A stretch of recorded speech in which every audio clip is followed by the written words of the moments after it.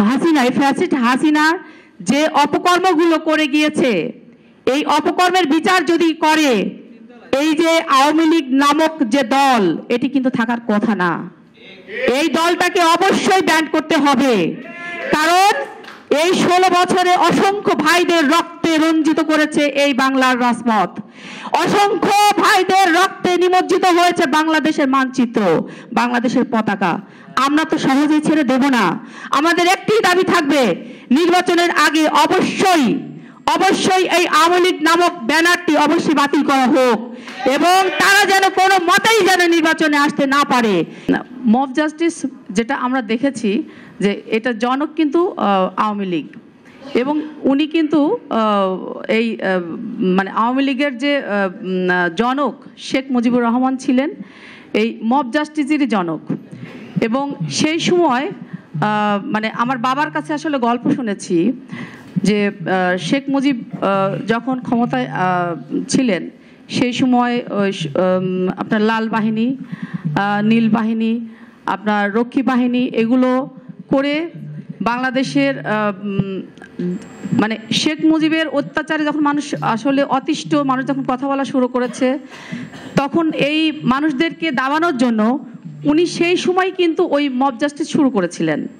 এবং তারই ধারাবাহিকতায় কিন্তু আমরা দেখেছি তার কন্যা শেখ হাসিনা সেই মব জাস্টিস মানে জাস্টিসের সেই রাস্তায় উনি মানে তার বাবাকে ফেলুর করে হাজার হাজার আমাদের বিএনপি, জামাত বা অন্য বিভিন্ন সংগঠন থেকে শুরু করে সাংবাদিকদের দেখেছি বা সাধারণ মানুষ যারা শেখ হাসিনার অত্যাচারে নিষ্পেষিত ছিল, কথা বলতে শুরু মানে কথা যখন বলেছে, প্রতিবাদ করেছে, ঠিক সেই সময় আমরা দেখেছি হাসিনা একের পর এক হত্যা করেছে, গুম করেছে এবং জেলে বন্দি করে রেখেছে।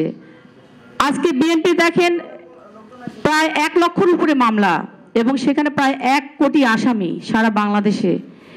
এই যে একটা দুর্বৃত্তের রাজনীতি, আসলে মানে বর্তমানে এই যে 5ই আগস্টের পরে যে একটি গণ অভ্যুত্থান, আসলে এই গণ অভ্যুত্থানের পরে আমরা এই যে 6টা মাস অতিবাহিত হচ্ছে, এই অন্তর্বর্তীকালীন সরকারের কাছে আমাদের প্রত্যাশা ছিল এই ফ্যাসিস্ট হাসিনার বিচার করবেন এবং এই যে লক্ষ লক্ষ আমরা ভাইদেরকে হারিয়েছি এর একটি সুষ্ঠু সমাধান হবে।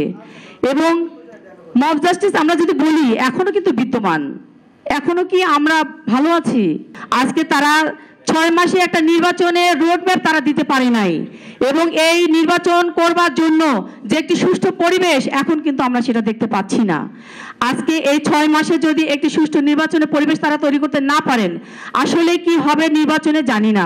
কারণ শেখ এবং নির্বাচনের আগে অবশ্যই আমরা এই সরকারের কাছে আমাদের দাবি একটাই থাকবে, যতগুলো গুম খুন নির্যাতন করা হয়েছে, আপনারা দেখেন এই যে পীরখানার যে হত্যাকাণ্ড, এই যে এখন যে মাত্র লাইভে দেখছি বিডিআর এর সেনারা এখন পর্যন্ত রাস্তায় প্রোগ্রাম করছে এবং তারা সচিবালয় ঘেরাও করতে গিয়েছে।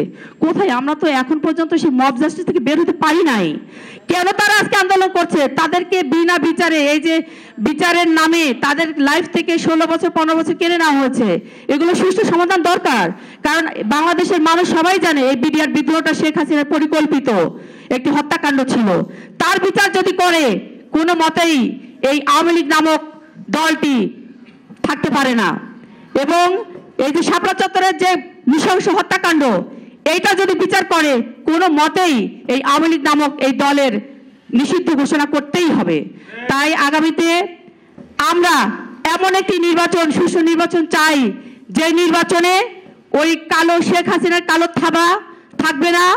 আমরা চাই যে এখনো যারা শেখ হাসিনার প্রেতাত্মারা ওই সচিবালয়ের মসনদে বসে এখনো দেশ চালাচ্ছে, এখনো প্রশাসনে দেখি সে জুলাই আগস্টের হত্যাকাণ্ডের যে পুলিশগুলা সরাসরি জড়িত ছিল, তারা হুকুমের আসামি, তারা ডাইরেক্ট মানে রাস্তায় থেকে গুলি করে হত্যা করেছে আমাদের ভাইদেরকে, তাদের বিচার করা হোক।